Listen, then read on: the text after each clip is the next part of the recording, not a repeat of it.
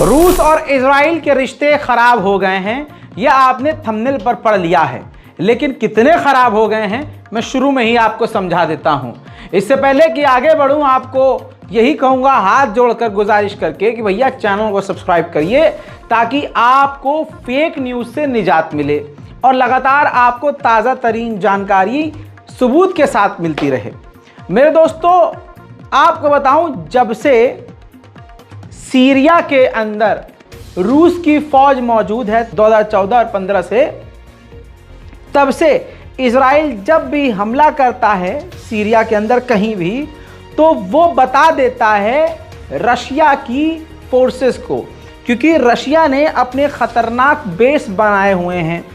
Russia पूरी तरह से सीरिया की गवर्नमेंट बशर अल असद की सरकार को सपोर्ट करती है, तो वहाँ पर रूस की तमाम टुकड़ियाँ मौजूद हैं। रूस की एयरफोर्स भी भारी भरकम तादाद में वहाँ मौजूद है। तो जब भी सीरिया में कहीं हमला करता है इजराइल, तो बता देता था अब तक कि भाई हम यहाँ हमला कर रहे हैं, अपनी सेना को पीछे रखिएगा, और अगर हम यहाँ हमला कर रहे हैं तो आपके एयर डिफेंस सिस्टम हमारे इन हमलों को न रोकें। पहले ये पूरी कोऑर्डिनेशन हुआ करती थी, ये तालमेल हुआ करता था, लेकिन अब रूस के द्वारा भी ये बात सामने आ रही है और रिपोर्ट भी सारी मौजूद हैं कि अब इजराइल जब हमला कर रहा है और ख़तरनाक हमले सीरिया पर कर रहा है, तो रूस को जानकारी नहीं दे रहा है। जी हाँ, इस कदर रिश्ते बिगड़ चुके हैं क्योंकि रशिया खुलकर फिलिस्तीन का साथ दे रहा है। अब जैसे कल की रिपोर्ट में मैंने आपको बताया कि रशिया ने यूएन के अंदर इजराइल को जलील करके रख दिया था और कहा था इनको तो बचाव करने का अधिकार ही नहीं है क्योंकि ये तो ऑक्यूपाइड स्टेट हैं, ये तो कब्जे वाले हैं, इन्होंने कब्जा किया हुआ है कहीं और। तो दोस्तों, इस पर यूएन के ही इजराइल के स्पोक पर्सन ने जवाब दिया है, कहा है कि बताइए वो देश हमको ज्ञान दे रहा है जिसका खुद का रिकॉर्ड गंदा है, जो रशिया खुद मिलिट्री ऑपरेशन के नाम पर यूक्रेन पर हमला करता है, वो हमको ज्ञान दे रहा है।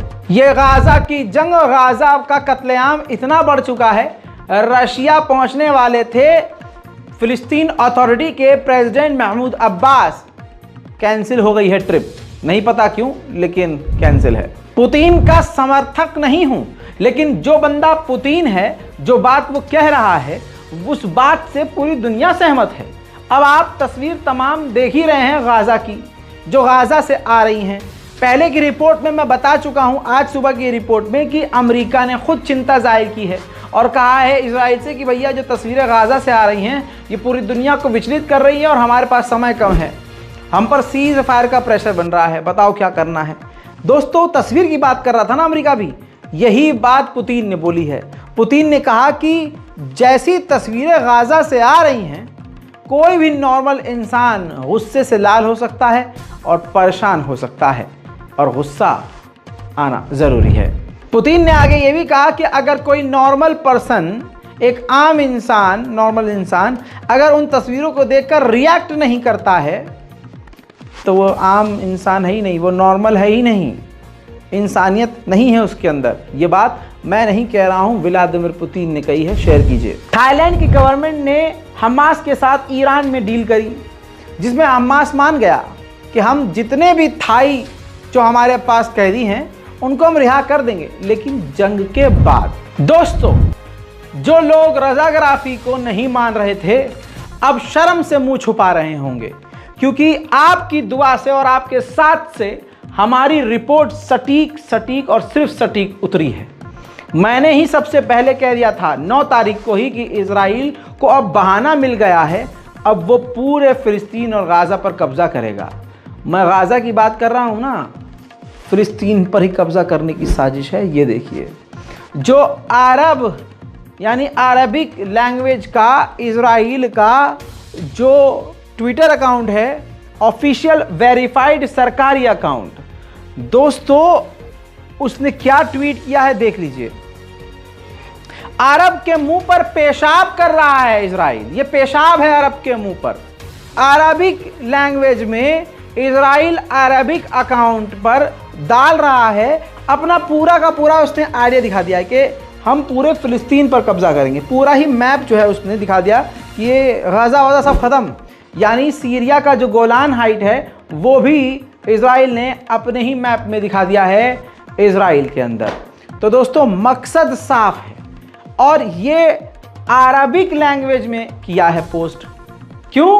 ताकि अरब जो नाजायज़ बाप की औलाद हैं, अय्याशी की जो गलती हैं, उनको दिखा सके, देखो बे कुछ उखाड़ सकते हो उखाड़ो, तुम्हारे फलस्तीन पर हम कब्जा करेंगे। ये देखो अरब क्या कर रहे हैं। अब अरब अपने सालों के खिलाफ कुछ बोल थोड़ी नहीं सकते हैं भाई। यहूदी औरतों को ब्याह करके लाए हैं, जिनको ब्याह करके नहीं लाए उनको मज़े के लिए लेके आए हैं। तो भाई साहब क्यों बोलेंगे।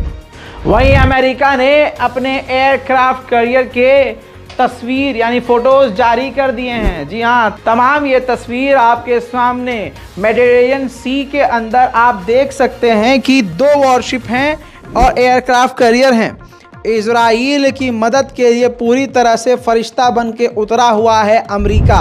उधर मस्जिद अक्सा पूरी तरह से खाली पड़ी है, पूरी तरह से। फिलिस्तीन में 5 से 10% लोग ही बूढ़े हैं, क्योंकि बूढ़ा वहाँ कोई होता ही नहीं है। बुढ़ापा आते आते कत्ल कर देता है इजराइल, या फिर गिरफ्तार कर लेता है इजराइल। समझ रहे हैं आप? जवान तक तो होने नहीं देता, आधे जवानों को जेल में डाल देता है और बच्चों का नरसंहार तो आप देख चुके हैं। इसी तरह से ये करता है। अब इजराइल ने बड़ी चालाकी से कहा कि मस्जिद अक्सा सिर्फ बुजुर्गों के लिए है। अब 4 से 5% बुजुर्ग पूरे फिलिस्तीन में बचे हैं। अब उनके लिए, और आधे बुजुर्ग चल नहीं पाते और आधे हिम्मत करके जाएंगे तो वहाँ दिखेगा क्या? मस्जिद अल अक्सा पूरी तरह से खाली है। बैतुल मुक़द्दस मुर्दा मुसलमानों देखो, अरबों मुर्दा देखो।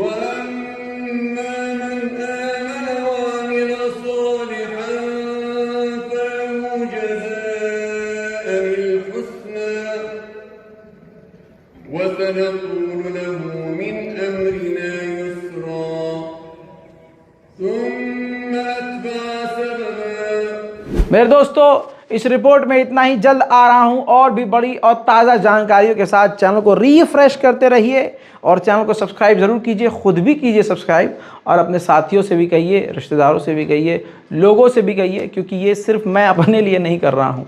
कब्र में जाना है मुझे भी और आपको भी। सवाल मुझसे भी होगा और आपसे भी। जय हिंद।